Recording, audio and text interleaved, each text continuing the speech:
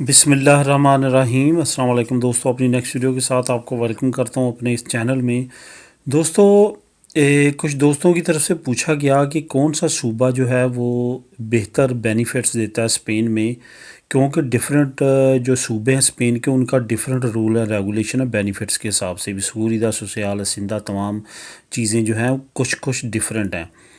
तो मैं आज आपको एक सूबा बताऊंगा जहां पे काफ़ी अच्छे बेनिफिट्स मिलते हैं, लेकिन याद रहे कि रूल एंड रेगुलेशन को फॉलो करते हुए ही आप बेनिफिट्स हासिल कर सकते हैं।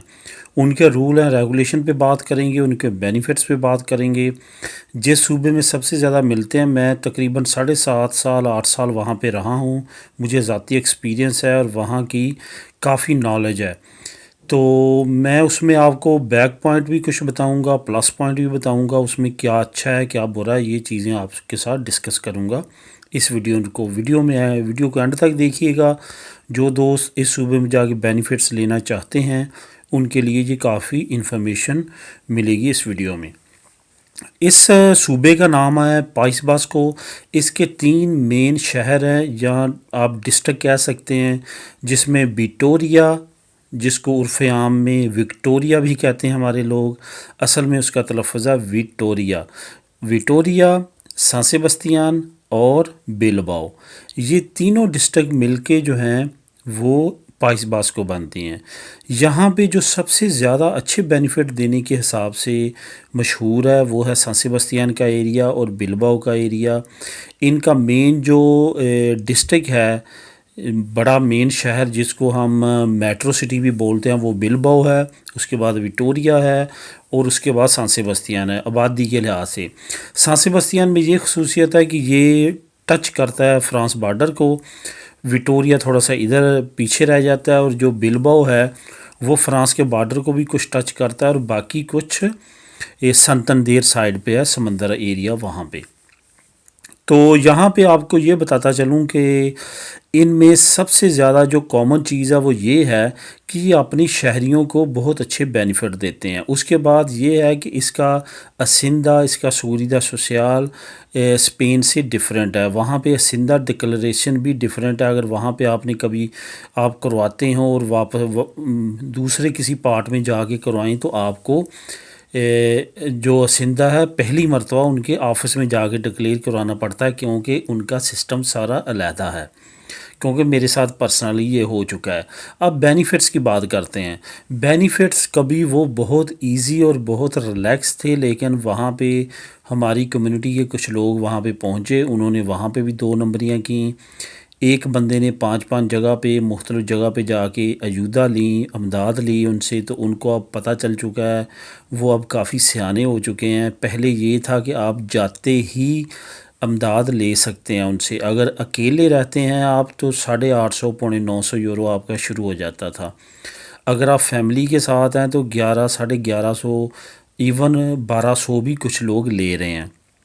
उसके बाद क्या हुआ कि उन्होंने कानून किया 6 महीने का, कि आपने पदरोन जो है वो 6 महीने चलानी है। तो उसके बाद हमारे लोगों ने ऐसी ऐसी गेमें डाली कि अब उन्होंने कर दिया कानून 3 साल का। 3 साल आपने वहाँ पे पदरोन चलानी है। 3 साल से पहले कुछ देर उन्होंने 1 साल का भी किया था, लेकिन उसके बाद उन्होंने 3 साल का कर दिया। अब 3 साल वहाँ पे अगर आप रहते हैं, आपकी पदरोना में तो वहाँ पे चलती है, उसके बाद आप अयूदा लगवा सकते हैं। अब जो बग़ैर पेपरों वाले थे उनके लिए वहाँ पे मसला बन चुका है। पहले क्या था, बग़ैर पेपरों वाली कम्युनिटी बहुत ज़्यादा उधर जाती थी, क्योंकि फ्री में अयूदा लेते थे, निगरो काम वगैरह भी कर लेते थे, उनका अच्छा गुजारा हो जाता था, बल्कि सेविंग अच्छी हो जाती थी। लेकिन अब जब से 3 साल की उन्होंने पदरोन की रिक्वायरमेंट कर दी है, शायद वो इन्हीं को रोकने के लिए किया। जो ज़्यादा लोग 2 नंबरियाँ करते पकड़े जाते थे वो होते भी यही लोग थे जिनके डॉक्यूमेंट नहीं होते थे, जो इलीगल होते थे। تو انہوں نے کیا کیا، اب 3 سال کی پدرون مسٹ کر دی ہے۔ اس سے کیا ہوا کہ جو لوگ اللیگل جاتے ہیں اب 3 سال کے بعد وہ پیپر جو بنوانے ان کے لیے لازمی ہوتے ہیں، نہ کہ اجودہ لینی۔ اس وجہ سے انہوں نے شاید یہ قانون کیا ہے، لیکن اب 3 سال کی بیس پہ اگر آپ وہاں پہ رہتے ہیں تو وہاں پہ آپ اجودہ لگوا سکتے ہیں۔ پیپروں والوں کے لیے تھوڑا سا یہ آسانی انہوں نے کی ہے کہ اگر آپ کا 5 سال کا ویزا لبرال پورے اسپین میں کسی جگہ بھی چل گیا ہے تو پھر آپ کو وہاں پہ 1 سال پدرون چلانی پڑتی ہے۔ 1 سال کے بعد آپ ان کے بینیفٹس لینے کے لیے ایلیجیبل ہو جاتے ہیں۔ میں تھوڑے سے بیک پوائنٹ آپ کو بتاؤں گا اب اس اجودہ کی اس امداد کے۔ سب سے پہلے یہ کہ ہم میں سے ہر کسی کی کوئی نہ کوئی پراپرٹی ہوتی ہے اپنے نام۔ یہ آپ کو اجودہ دینے سے پہلے ایک سرٹیفکیٹ مانگتے ہیں کہ آپ اپنے ملک سے ایک سرٹیفکیٹ منگوائیں جو کہ اسٹامپ پیپر پہ لکھا ہوتا ہے کہ میرے نام پاکستان میں کوئی بھی پراپرٹی جائیداد نہیں ہے۔ اس کو فارن افیئر سے ٹیسٹ کروائیں، اس کو اسپینش امبیسی سے ٹیسٹ کروائیں، اپنے کونسلیٹ میڈرڈس امبیسی سے ٹیسٹ کروائیں، اس کے بعد ان کو دیں تو یہ پھر ایکسیپٹ کرتے ہیں اور پھر آپ کی اجودہ لگتی ہے۔ اجودہ وقتی طور پہ لگا دیتے ہیں، لیکن 3 مہینے کے اندر اندر آپ نے وہ سرٹیفکیٹ ان کو مہیا کرنا ہوتا ہے۔ اگر نہیں مہیا کرتے تو پھر آپ کی اجودہ کاٹ دیتے ہیں۔